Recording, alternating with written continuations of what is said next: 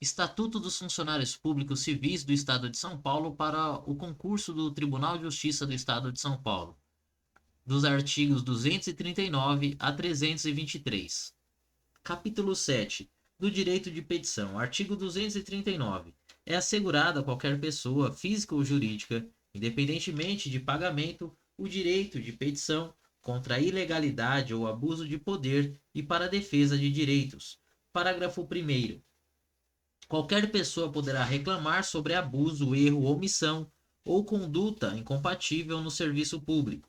Parágrafo 2º. Em nenhuma hipótese, a administração poderá recusar-se a protocolar, encaminhar ou apreciar a petição sob pena de responsabilidade do agente. Artigo 240. Ao servidor é assegurado o direito de requerer ou representar, bem como nos termos desta lei complementar, pedir reconsideração e recorrer de decisões no prazo de 30 dias, salvo precisão legal específica. Dos deveres. Artigo 241. São deveres do funcionário: 1. Ser assíduo e pontual. 2. Cumprir as ordens superiores, representando quando forem manifestamente ilegais. 3. Desempenhar com zelo e presteza os trabalhos de que for incumbido. 4. Guardar sigilo sobre assuntos da repartição e, especialmente, sobre despachos, decisões ou providências. 5. Representar aos superiores sobre todas as irregularidades de que tiver conhecimento no exercício de suas funções. 6. Tratar com urbanidade as pessoas. 7. Residir no local onde exerce o cargo ou onde autorizado. 8. Providenciar para que esteja sempre em ordem no assentamento individual a sua declaração de família. 9. Zelar pela economia do material do Estado e pela conservação do que for confiado à sua guarda ou utilização. 10. Apresentar-se convenientemente trajado em serviço ou com uniforme determinado quando for o caso.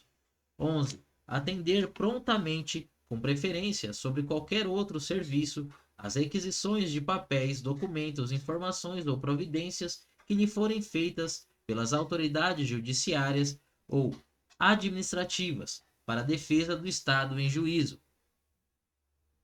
12. Cooperar e manter espírito de solidariedade com os companheiros de trabalho. 13.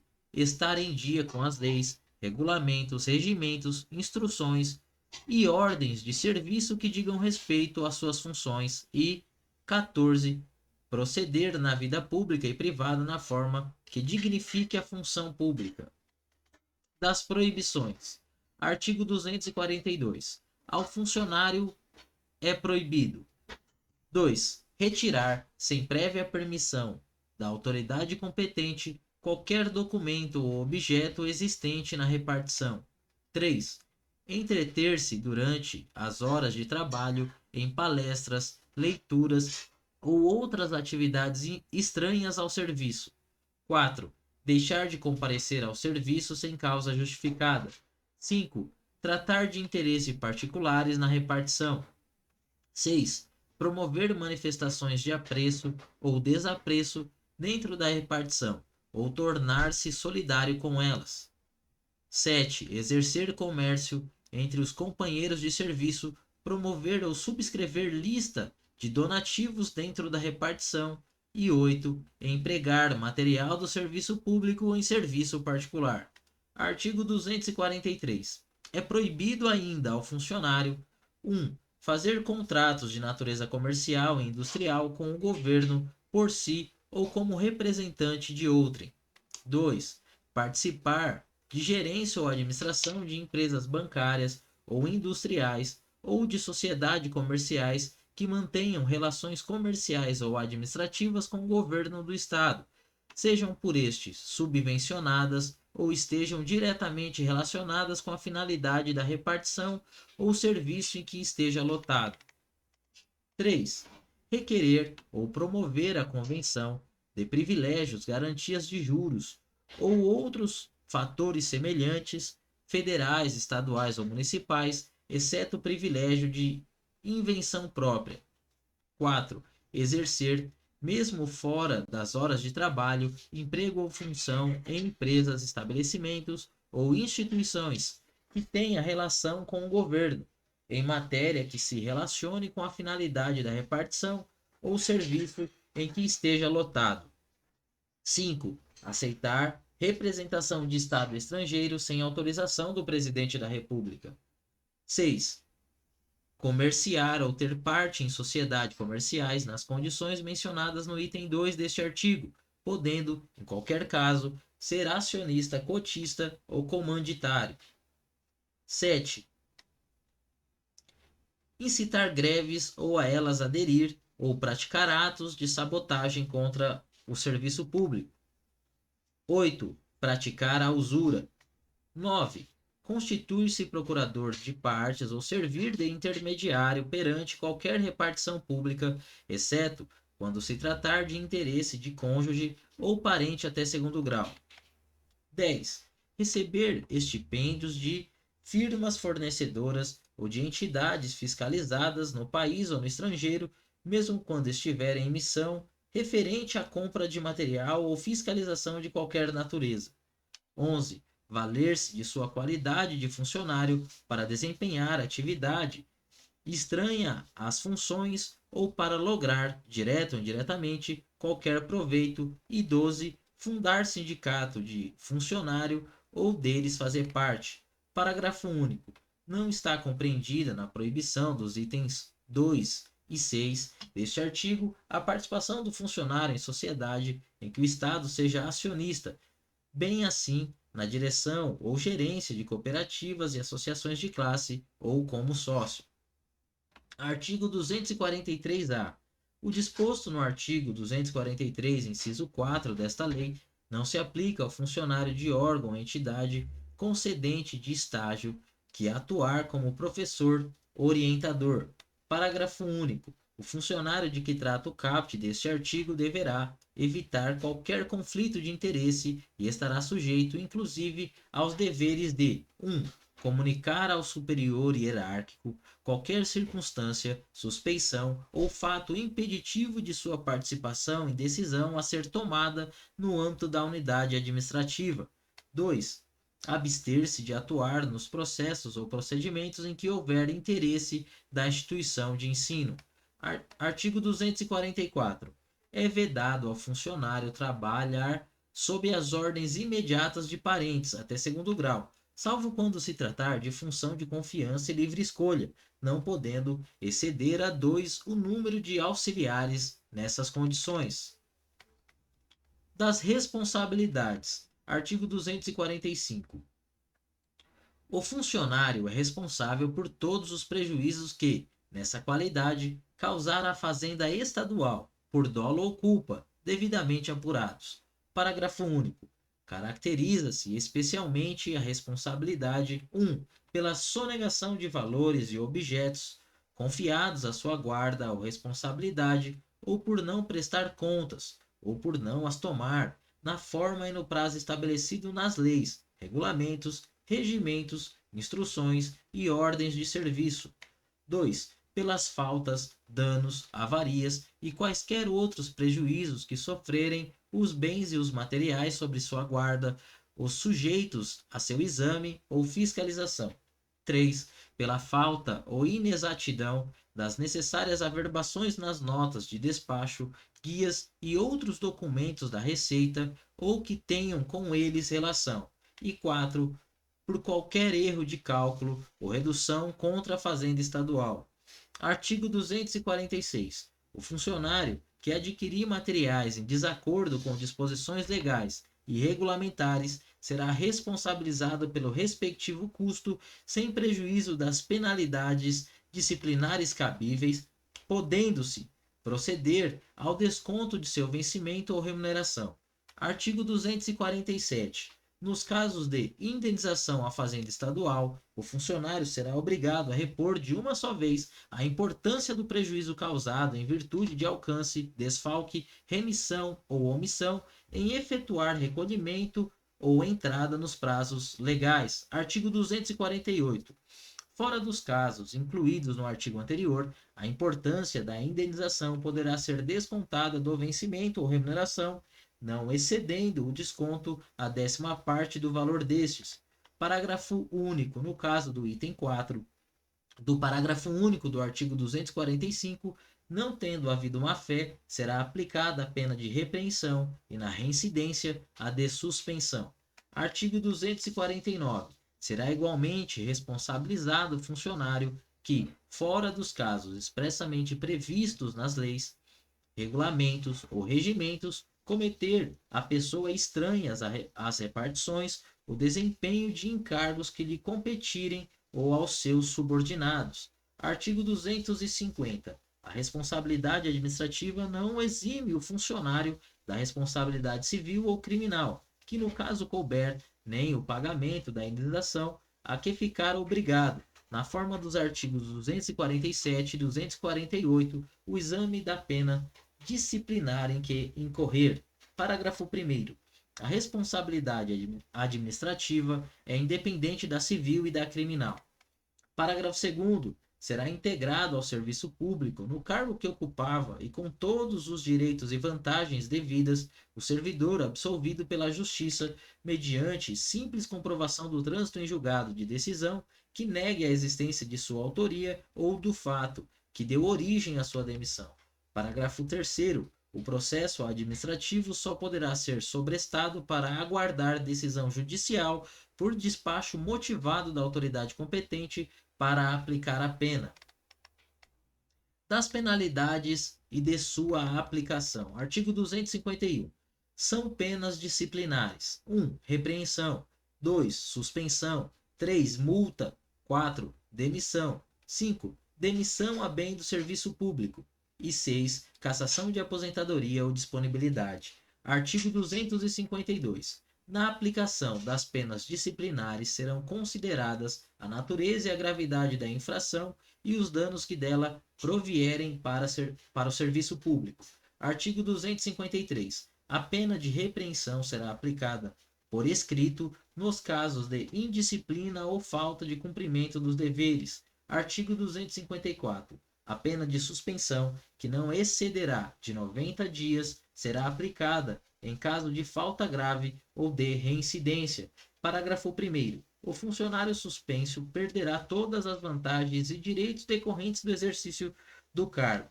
Parágrafo 2º. A autoridade que aplicar a pena de suspensão poderá converter essa penalidade em multa na base de 50% por dia do vencimento ou remuneração, sendo o funcionário, neste caso, obrigado a permanecer em serviço. Artigo 255. A pena de multa será aplicada na forma e nos casos expressamente previstos em lei ou regulamento. Artigo 256. Será aplicada a pena de demissão nos casos de 2. Procedimento irregular de natureza grave. 3. Ineficiência no serviço. 4. Aplicação indevida de dinheiro público. E 5. Inassiduidade. Parágrafo 1º. Considerar-se-á inassiduidade a ausência ao serviço sem causa justificável por mais de 15 dias consecutivos ou por mais de 20 dias úteis intercalados durante um ano. Parágrafo 2º. A pena de demissão por ineficiência no serviço só será aplicada quando verificada a impossibilidade de readaptação. Parágrafo 3º. Para a configuração do ilícito administrativo de inassiduidade, em razão da ausência ao serviço por mais de 15 dias consecutivos, observar-se-á o seguinte: 1. Serão computados os sábados, os domingos, os feriados e os pontos facultativos subsequentes à primeira falta. 2. Se o funcionário cumprir a jornada de trabalho sob regime de plantão, além dos sábados, dos domingos, dos feriados e dos pontos facultativos, serão computados os dias de folga subsequente aos plantões a que tenha faltado. Artigo 257. Será aplicada a pena de demissão a bem do serviço público ao funcionário que 1. For convencido de incontinência pública escandalosa e de vício de jogos proibidos. 2. Praticar ato definido como crime contra a administração pública, a fé pública e a fazenda estadual, ou previsto nas leis relativas à segurança e à defesa nacional. 3. Revelar segredo de que tenha conhecimento em razão do cargo. desde que o faça dolosamente com prejuízo para o Estado ou particulares. 4. Praticar insubordinação grave. 5. Praticar em serviço ofensa física contra funcionário ou particulares, salvo em legítima defesa. 6. Lesar o patrimônio ou os cofres públicos. 7. Receber ou solicitar propinas, comissões, presentes ou vantagens de qualquer espécie, diretamente ou por intermédio de outrem, ainda que fora de suas funções, mas em razão delas. 8. Pedir por empréstimo, dinheiro ou quaisquer valores a pessoas que tratem de interesse ou o tenham na repartição ou estejam sujeitos à sua fiscalização. 9. Exercer a advocacia administrativa. E 10. Apresentar com dolo declaração falsa em matéria de salário e família, sem prejuízo da responsabilidade civil e de procedimento criminal, que no caso couber. 11. Praticar ato definido como crime hediondo, tortura, tráfico ilícito de entorpecente e drogas afins e terrorismo. 12. Praticar ato definido como crime contra o sistema financeiro ou de lavagem ou ocultação de bens, direitos ou valores. 13. Praticar ato definido em lei como de improbidade. Artigo 258. O ato que demitir o funcionário mencionará sempre a disposição legal em que se fundamenta. Artigo 259. Será aplicada a pena de cassação, de aposentadoria ou disponibilidade, se ficar provado que o inativo 1. Praticou, quando em atividade, falta grave, para a qual é combinada nesta lei a pena de demissão ou de demissão a bem de serviço público. 2. Aceitou ilegalmente cargo ou função pública. 3. Aceitou representação de Estado estrangeiro sem prévia autorização do Presidente da República. 4. Praticou a usura em qualquer de suas formas. Artigo 260. Para aplicação das penalidades previstas no artigo 251, são competentes: 1. O governador. 2. Os secretários de Estado, o Procurador-Geral do Estado e os superintendentes de autarquia. 3. Os chefes de gabinete até a de suspensão. 4. Os coordenadores até a de suspensão limitada a 60 dias. E 5. Os diretores de departamento e divisão até a de suspensão limitada a 30 dias. Parágrafo único. Havendo mais de um infrator e diversidade de sanções, a competência será da autoridade responsável pela imposição da penalidade mais grave. Artigo 261. Extingue-se a punibilidade pela prescrição. 1. Da falta sujeita à penalidade de repreensão, suspensão ou multa em 2 anos. 2. Da falta sujeita à pena de demissão a bem de serviço público e de cassação de aposentadoria ou disponibilidade em 5 anos. 3. Da falta prevista em lei como infração penal no prazo de prescrição em abstrato da pena criminal se for superior a 5 anos. Parágrafo 1º. A prescrição começa a correr: 1. Do dia em que a falta for cometida. 2.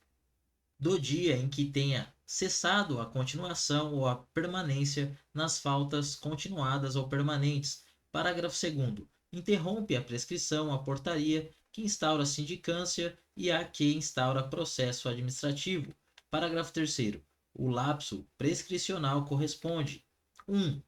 Na hipótese de desclassificação da infração, ao da pena efetivamente aplicada. 2. Na hipótese de mitigação ou atenuação, ao da pena em tese cabível. Parágrafo 4º. A prescrição não corre: 1. Enquanto sobrestado o processo administrativo para aguardar a decisão judicial, na forma do parágrafo 3º do artigo 250.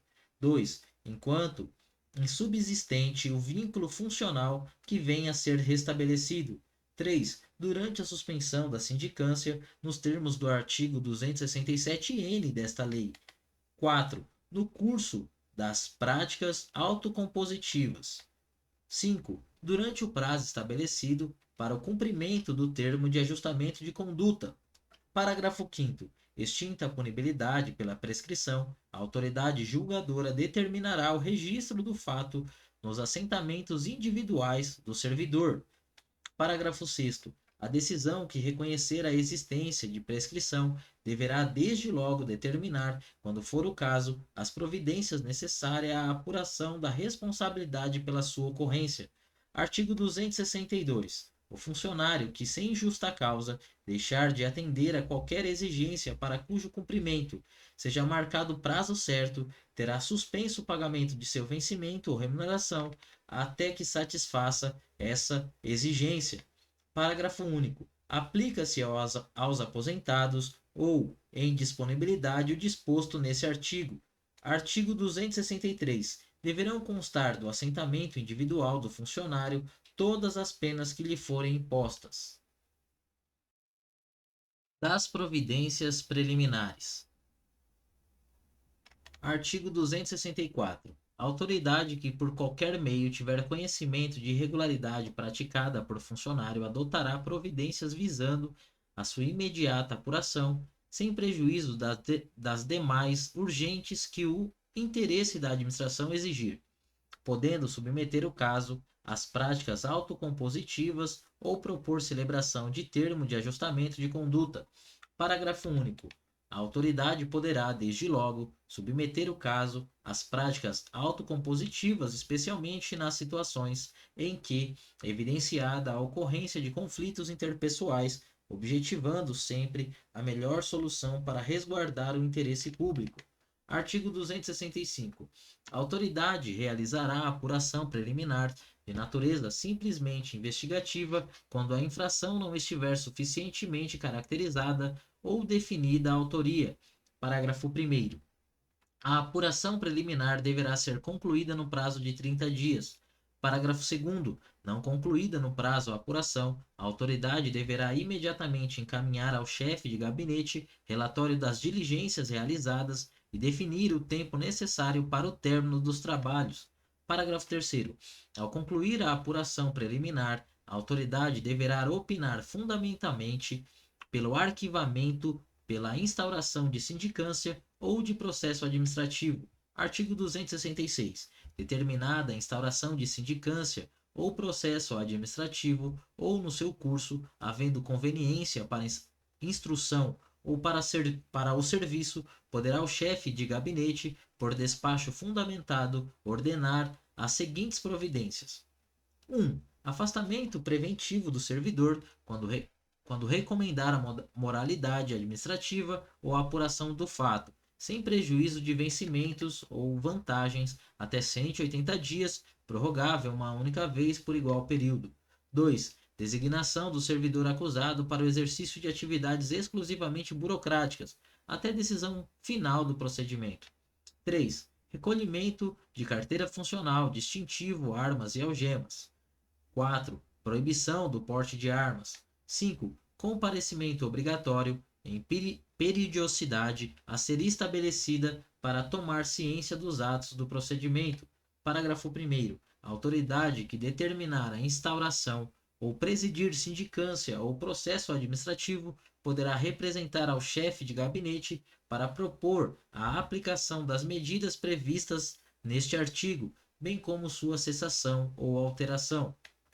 Parágrafo 2º. O chefe de gabinete poderá, a qualquer momento, por despacho fundamentado, fazer cessar ou alterar as medidas previstas neste artigo. Artigo 267. O período de afastamento preventivo computa-se como de efetivo exercício, não sendo descontado da pena de suspensão eventualmente aplicada. Das práticas autocompositivas, do termo de ajustamento de conduta e da suspensão condicional da sindicância. Artigo 267-A. A autoridade competente para determinar a apuração de irregularidade e a instauração de sindicância ou processo administrativo e o procurador do Estado responsável por sua condução ficam autorizados, mediante despacho fundamentado, a propor as práticas autocompositivas e celebração de termo de ajustamento de conduta, bem como a suspensão condicional da sindicância nos termos da lei. Artigo 267-B. As práticas autocompositivas a serem regulamentadas por decreto serão orientadas pelo princípio da voluntariedade, corresponsabilidade, reparação do dano, confidencialidade, informalidade, consensualidade e celeridade, observado o seguinte: 1. As sessões serão conduzidas por facilitador de justiça restaurativa ou mediador devidamente capacitado e realizadas em ambiente adequado que resguarde a privacidade dos participantes e a confidencialidade de suas manifestações. 2. A participação do funcionário será voluntária e a eventual recusa não poderá ser considerada em seu desfavor. Parágrafo 1º. São práticas autocompositivas a mediação, a conciliação, os processos circulares e outras técnicas de justiça restaurativa. Parágrafo 2º. Para a aplicação das práticas autocompositivas, é necessário que as partes reconheçam os fatos essenciais, sem que isso implique admissão de culpa em eventual sindicância ou processo administrativo. Parágrafo 3º. O conteúdo das sessões restaurativas é sigiloso, não podendo ser utilizado como prova em processo administrativo ou judicial. Artigo 267-C.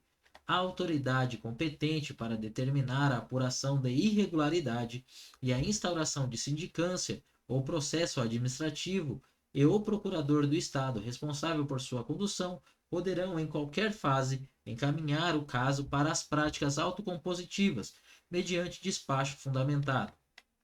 Parágrafo 1º. O encaminhamento às práticas autocompositivas poderá ocorrer de forma alternativa ou concorrente à sindicância ou ao processo administrativo. Parágrafo 2º. Se o encaminhamento às práticas autocompositivas se der de forma alternativa ao procedimento disciplinar, o despacho fundamentado a que se refere este artigo suspenderá o prazo prescricional enquanto realizadas. Artigo 267-D. O acordo celebrado na sessão autocompositiva será homologado pela autoridade administrativa competente para determinar a instauração da sindicância ou pelo procurador do Estado responsável por sua condução. Parágrafo 1º. O cumprimento do acordo celebrado na sessão autocompositiva extingue a punibilidade nos casos em que, cumulativamente, 1. A conduta do funcionário não gerou prejuízo ao erário ou este foi integralmente reparado. 2. Forem cabíveis, em tese, as penas de repreensão, suspensão e multa. Parágrafo 2º. Nos casos em que o cumprimento do acordo restaurativo não ensejar a extinção da punibilidade, tal acordo deverá ser considerado pela autoridade competente para a mitigação da sanção, objetivando sempre a melhor solução para o serviço público. Parágrafo 3º. A extinção da punibilidade nos termos do parágrafo 1º deste artigo será declarada pelo chefe de gabinete, que poderá delegar esta atribuição. Artigo 267-E. O termo de ajustamento de conduta é o instrumento mediante o qual o funcionário assume a responsabilidade pela irregularidade a que deu causa e compromete-se a ajustar sua conduta, bem como a observar os deveres e proibições previstos nas leis e regulamentos que regem suas atividades e reparar o dano se houver. Parágrafo único. O termo de ajustamento de conduta poderá ser adotado nos casos de extravio ou dano a bem público que não tenham decorrido de conduta dolosa praticada pelo funcionário e terá como requisito obrigatório o integral ressarcimento do prejuízo. Artigo 267-F. A celebração do termo de ajustamento de conduta poderá ser proposta pela autoridade competente para a instauração da apuração preliminar, quando atendido os seguintes requisitos relativos ao funcionário interessado: 1. Não ter agido com dolo ou má-fé. 2. Ter mais de 5 anos de efetivo exercício no cargo ou função. 3. Não ter sofrido punição de natureza disciplinar nos últimos 5 anos. 4. Não ter sindicância ou processo disciplinar em curso. 5. Não ter celebrado termo de ajustamento de conduta nos últimos 3 anos. Parágrafo único. Exclusivamente para os fins do disposto no caput deste artigo, o termo de ajustamento de conduta será registrado nos assentos funcionais do funcionário. Artigo 267-G. O termo de ajustamento de conduta será homologado pelo chefe de gabinete, mediante prévia manifestação da consultoria jurídica da Procuradoria-Geral do Estado acerca dos termos e condições estabelecidos. Parágrafo único. O chefe de gabinete poderá delegar a atribuição prevista neste artigo. Artigo 267-H. A proposta de celebração do termo de ajustamento de conduta poderá ser feita de ofício ou a pedido do funcionário interessado. Parágrafo único. O pedido de celebração de termo de ajustamento de conduta feito pelo funcionário interessado poderá ser indeferido com base em juízo de admissibilidade que conclua pelo não cabimento da medida em relação à irregularidade a ser apurada. Artigo 267-I. O termo de ajustamento de conduta deverá conter 1. A qualificação do funcionário envolvido. 2. A descrição precisa do fato a que se refere. 3. As obrigações assumidas. 4. O prazo e a forma de cumprimento das obrigações. 5. A forma de fiscalização das obrigações assumidas. Parágrafo único. O prazo de cumprimento do termo de ajustamento de conduta não poderá ser inferior a 1 nem superior a 2 anos.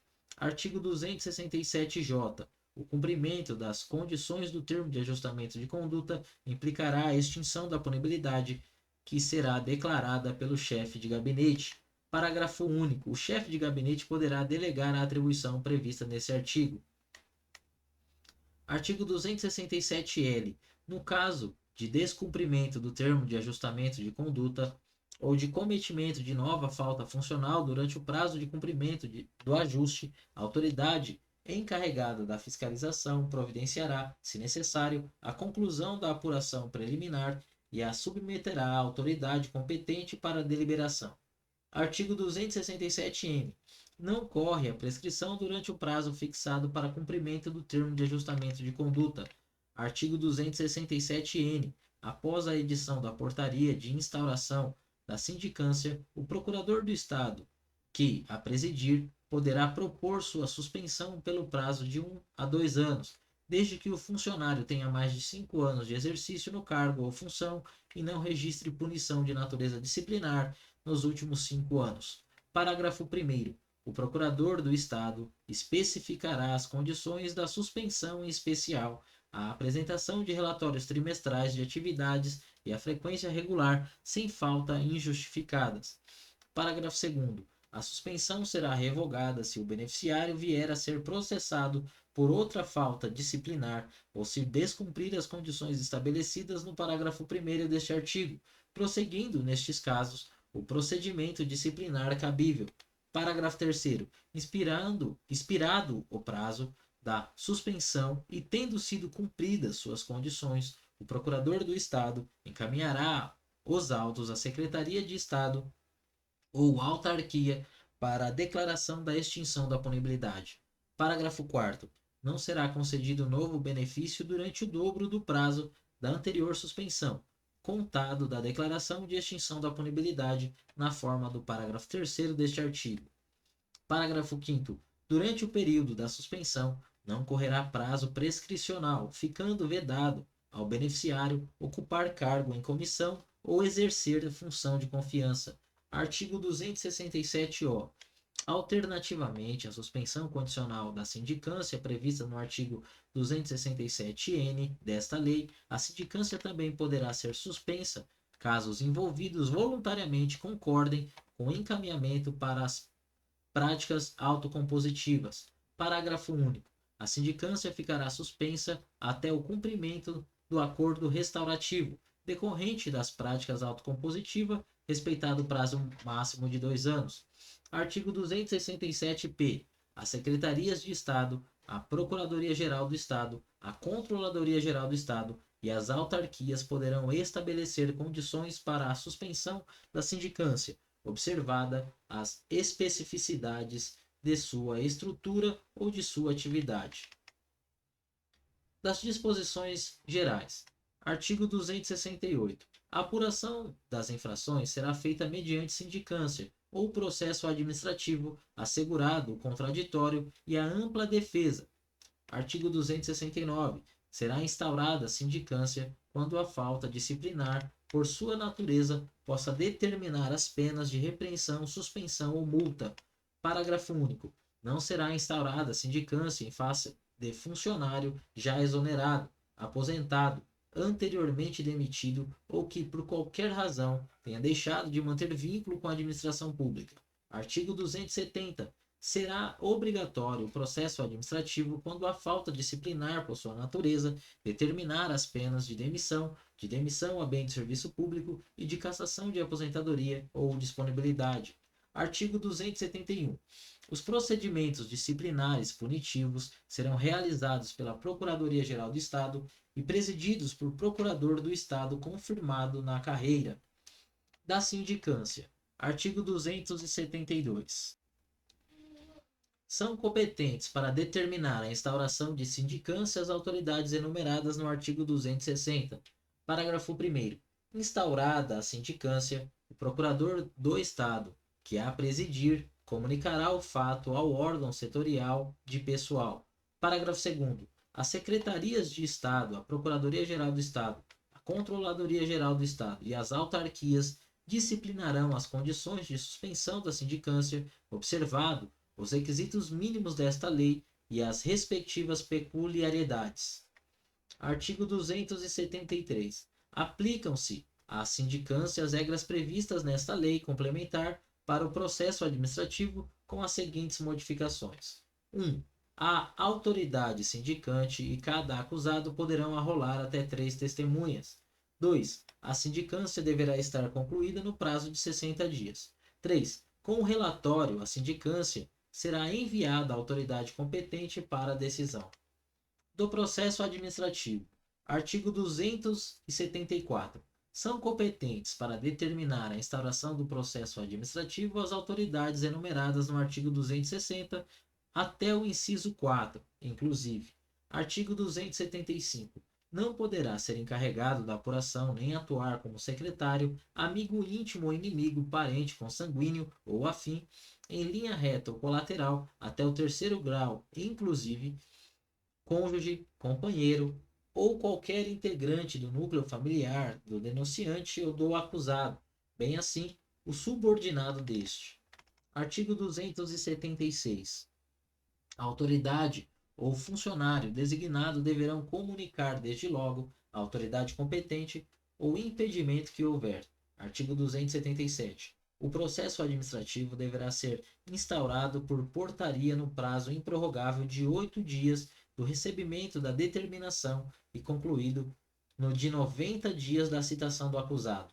Parágrafo 1º. Da portaria deverão constar o nome e a identificação do acusado, a infração que lhe é atribuída, com descrição sucinta dos fatos, a indicação das normas infringidas e a penalidade mais elevada em tese cabível. Parágrafo 2º. Vencido o prazo, caso não concluído o processo, o procurador do Estado que o presidir deverá imediatamente encaminhar ao seu superior hierárquico o relatório indicando as providências faltantes e o tempo necessário para o término dos trabalhos. Parágrafo 3º. O superior hierárquico dará ciência dos fatos a que se refere o parágrafo anterior e das providências que houver adotado a autoridade que determinou a instauração do processo. Artigo 278. Autuada a portaria e demais peças preexistente, designará o presidente dia e hora para a audiência de interrogatório, determinando a citação do acusado e a notificação do denunciante, se houver. Parágrafo 1º. O mandado de citação deverá conter 1. Cópia da portaria. 2. Data, hora e local do interrogatório, que poderá ser acompanhado pelo advogado do acusado. 3. Data, hora e local da oitiva do denunciante, se houver, que deverá ser acompanhada pelo advogado do acusado. 4. Esclarecimento de que o acusado será defendido por advogado dativo, caso não constitua advogado próprio. 5. Informação de que o acusado poderá rolar testemunha e requerer provas no prazo de 3 dias após data designada para o seu interrogatório. 6. Advertência de que o processo será extinto se o acusado pedir exoneração até o interrogatório, quando se tratar exclusivamente de inassiduidade. Parágrafo 2º. A citação do acusado será feita pessoalmente, no mínimo 2 dias antes do interrogatório, por intermédio do respectivo superior hierárquico ou diretamente onde possa ser encontrado.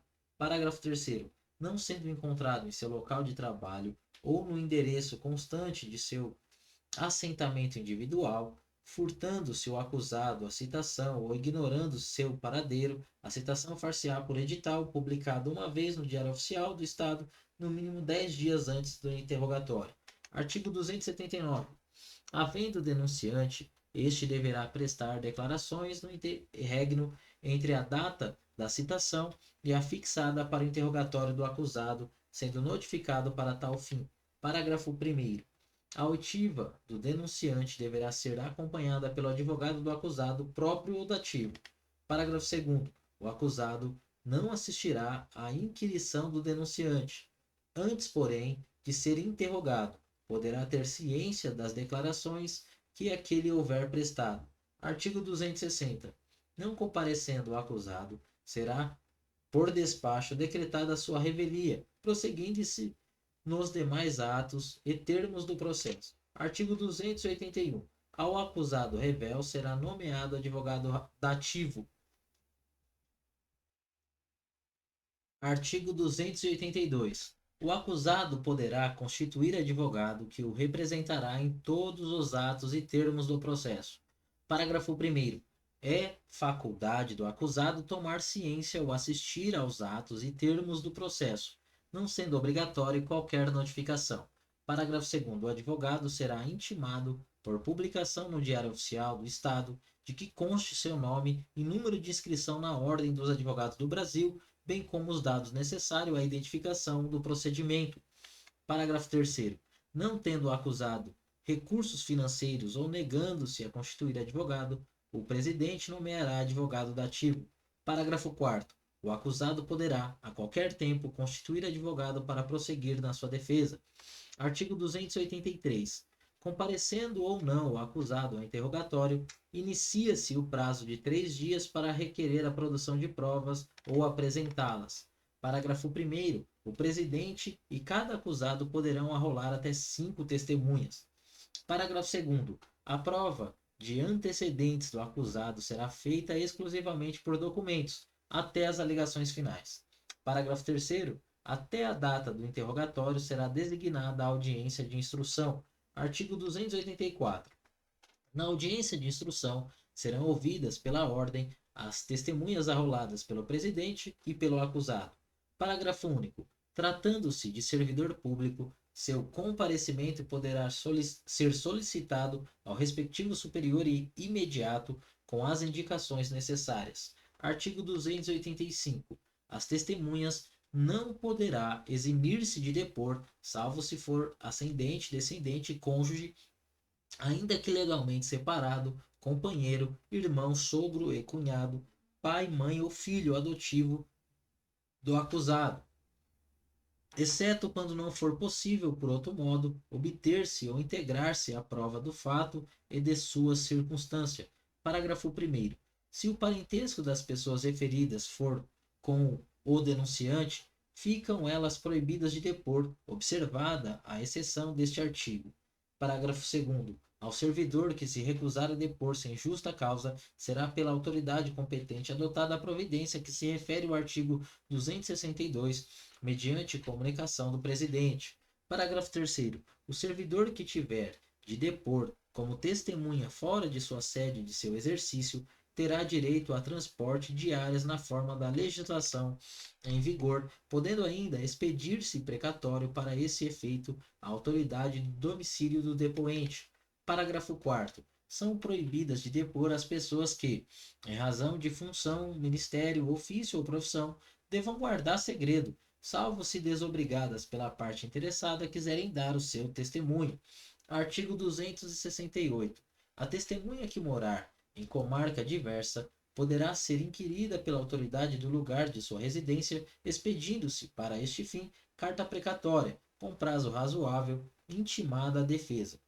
Parágrafo 1º. Deverá constar da precatória a síntese da imputação e os esclarecimentos pretendidos, bem como a advertência sobre as necessidades da presença de advogado. Parágrafo 2º. A expedição da precatória não suspenderá a instrução do procedimento. Parágrafo 3º. Fim do prazo marcado, O procedimento poderá prosseguir até até final decisão, a todo tempo, a precatória, uma vez devolvida, será juntada aos autos. Artigo 267. As testemunhas arroladas pelo acusado comparecerão à audiência designada, independentemente de notificação. Parágrafo 1º. Deverá ser notificada a testemunha cujo depoimento for relevante e que não comparecer espontaneamente.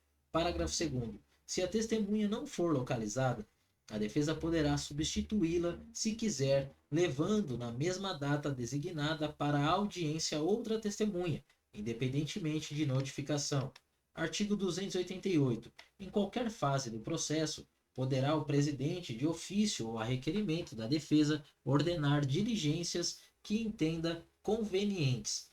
Parágrafo 1º. As informações necessárias à instrução do processo serão solicitadas diretamente, sem observância de vinculação hierárquica, mediante ofício do qual cópia será juntada aos autos. Parágrafo 2º. Sendo necessário o concurso de técnicos ou peritos oficiais, o presidente os requisitará, observados os impedimentos do artigo 275. Artigo 289. Durante a instrução, os autos do procedimento administrativo permanecerão na repartição competente. Parágrafo 1º. Será concedida a vista dos autos ao acusado, mediante simples solicitação, sempre que não prejudicar o curso do procedimento. Parágrafo 2º. A concessão de vistas será obrigatória no prazo para a manifestação do acusado ou para a apresentação de recursos mediante publicação no Diário Oficial do Estado. Parágrafo 3º. Não corre o prazo senão depois da publicação a que se refere o parágrafo anterior e desde que os autos estejam efetivamente disponíveis para a vista.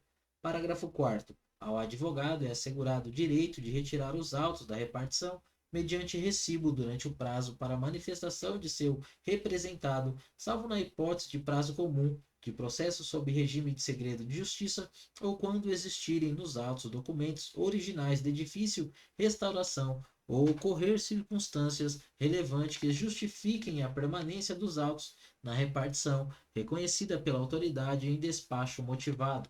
Artigo 290. Somente poderão ser indeferidas pelo presidente, mediante decisão fundamentada, os requerimentos de nenhum interesse para o esclarecimento do fato, bem como as provas ilícitas, impertinentes, desnecessárias ou protelatórias. Artigo 291. Quando no curso do procedimento surgirem fatos novos imputáveis ao acusado, poderá ser promovida a instauração de novo procedimento para sua apuração, ou caso conveniente, aditada a portaria, reabrindo-se oportunidade de defesa. Artigo 292. Encerrada a fase probatória, dar-se-á vista dos autos à defesa, que poderá apresentar alegações finais no prazo de 7 dias. Parágrafo único. Não apresentadas no prazo as alegações finais, o presidente designará advogado dativo, assinando-lhe novo prazo. Artigo 293. O relatório deverá ser apresentado no prazo de 10 dias, contados da apresentação das alegações finais. Parágrafo 1º. O relatório deverá descrever, em relação a cada acusado separadamente, as irregularidades imputadas, as provas colhidas e as razões de defesa, propondo a absolvição ou punição e indicando, neste caso, a pena que entender cabível. Parágrafo 2º. O relatório deverá conter também a sugestão de quaisquer outras providências de interesse do serviço público. Artigo 294. Relatado o processo, será encaminhada à autoridade que determinou sua instauração. Artigo 295. Recebendo o processo relatado, a autoridade que houver determinado sua instauração deverá, no prazo de 20 dias, proferir o julgamento ou determinar a realização de diligência, sempre que necessário ao esclarecimento de fatos. Artigo 296. Determinada a diligência, a autoridade encarregada do processo administrativo terá prazo de 15 dias para seu cumprimento, abrindo vista à defesa para manifestar-se em 5 dias. Artigo 297. Quando escaparem à sua alçada as penalidades e providências que lhe parecerem cabíveis, A autoridade que determinou a instauração do processo administrativo deverá propô-las justificadamente dentro do prazo para julgamento à autoridade competente. Artigo 298. A autoridade que for proferir decisão determinará os atos dela decorrentes e as providências necessárias à sua execução. Artigo 299. As decisões serão sempre publicadas no Diário Oficial do Estado dentro do prazo de 8 dias, bem como averbadas no registro funcional do servidor. Artigo 300. Terão forma processual resumida, quando possível, todos os termos lavrados pelo secretário, quais sejam autuação, juntada, conclusão, intimação, data de recebimento, bem como certidões e compromissos. Parágrafo 1º. Toda e qualquer juntada aos autos se fará na ordem cronológica da apresentação, rubricando o presidente as folhas acrescidas. Parágrafo 2º. Todos os atos ou decisões cujo original não conste do processo nele deverão figurar por cópia. Artigo 301. Constará sempre dos autos da sindicância ou do processo a folha de serviço do indiciado. Artigo 302. Quando ao funcionário se imputar crime praticado na esfera administrativa, a autoridade que determinou a instauração do processo administrativo providenciará para que se instaure simultaneamente o inquérito policial. Parágrafo único. Quando se tratar de crime praticado fora da esfera administrativa, a autoridade policial dará ciência dele à autoridade administrativa. Artigo 303. As autoridades responsáveis pela condução do processo administrativo e do inquérito policial se auxiliarão para que os mesmos se concluam dentro dos prazos respectivos. Artigo 304.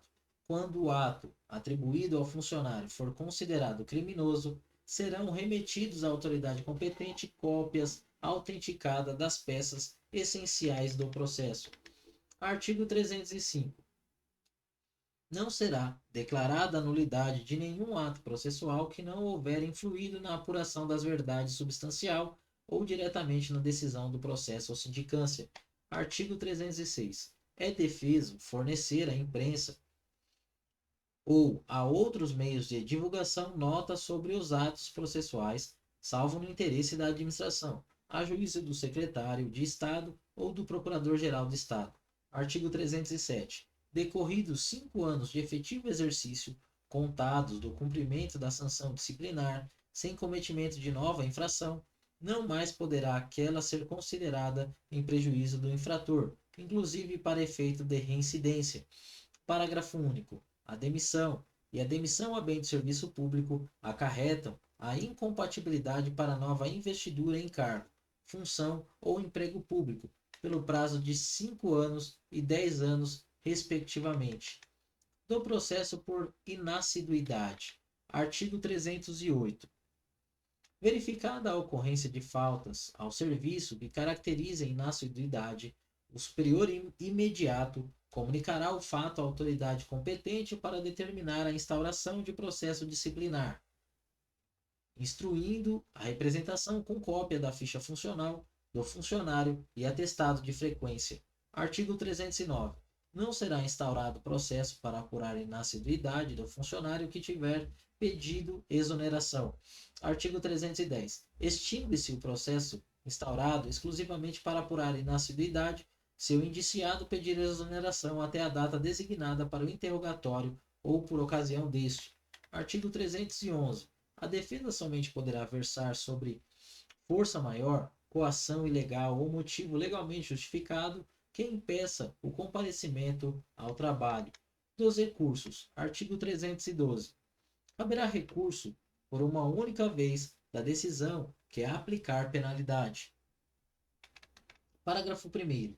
O prazo para recorrer é de 30 dias contados da publicação da decisão impugnada no Diário Oficial do Estado ou da intimação pessoal do servidor, quando for o caso. Parágrafo 2º. Do recurso deverá constar, além do nome e qualificação do recorrente, a exposição das razões de inconformismo. Parágrafo 3º. O recurso será apresentado à autoridade que aplicou a pena, que terá o prazo de 10 dias para motivadamente manter sua decisão ou reformá-la. Parágrafo 4º. Mantida a decisão ou reformada parcialmente, será imediatamente encaminhada a reexame pelo superior hierárquico. Parágrafo 5º. O recurso será apreciado pela autoridade competente, ainda que incorretamente denominado ou endereçado. Artigo 313. Caberá pedido de reconsideração que não poderá ser renovado de decisão tomada pelo governador do Estado em única instância no prazo de 30 dias. Artigo 314. Os recursos de que trata esta lei complementar não têm efeito suspensivo. Os que forem providos darão lugar às retificações necessárias, retroagindo seus efeitos à data do ato punitivo. Da revisão. Artigo 315. Admitir-se-á, a qualquer tempo, a revisão de punição disciplinar de que não caiba mais recurso se surgirem fatos ou circunstâncias ainda não apreciados, ou vícios insanáveis de procedimento que possam justificar redução ou anulação da pena aplicada. A simples alegação da injustiça da decisão não constitui fundamento do pedido. Parágrafo 2º. Não será admitida reiteração de pedido pelo mesmo fundamento. Parágrafo 3º. Os pedidos formulados em desacordo com este artigo serão indeferidos. Parágrafo 4º. O ônus da prova cabe ao requerente. Artigo 316. A pena imposta não poderá ser agravada pela revisão. Artigo 317. A instauração de processo revisional poderá ser requerida fundamentamente pelo interessado ou, se falecido ou incapaz, por seu curador, cônjuge, companheiro, ascendente, descendente ou irmão, sempre por intermédio de advogado. Parágrafo único. O pedido será instruído com as provas que o requerente possuir ou com indicação daquelas que pretende produzir. Artigo 318. A autoridade que aplicou a penalidade ou que a tiver confirmado em grau de recurso será competente para o exame da admissibilidade do pedido de revisão, bem como, caso deferido, o processamento para sua decisão final. Artigo 319. Deferido o processamento da revisão, será este realizado por procurador de Estado que não tenha funcionado no procedimento disciplinar de que resultou a punição do requerente. Artigo 320. Recebido o pedido, o presidente providenciará o apensamento dos autos originais e notificará o requerente para, no prazo de 8 dias, oferecer rol de testemunhas ou requerer outras provas que pretenda produzir. Parágrafo único. No processamento da revisão, serão observadas as normas previstas nesta lei complementar para o processo administrativo. Artigo 321. A decisão que julgar procedente a revisão poderá alterar a classificação da infração, absolver o punido, modificar a pena ou anular o processo, estabelecendo os direitos atingidos pela decisão reformada. Disposições finais. Artigo 322. O dia 28 de outubro será consagrado ao funcionário público estadual. Artigo 323. Os prazos previstos neste estatuto serão todos contados por dias corridos. Parágrafo único. Não se computará no prazo o dia inicial, prorrogando-se o vencimento que incidir em sábado, domingo, feriado ou facultativo para o primeiro dia útil seguinte.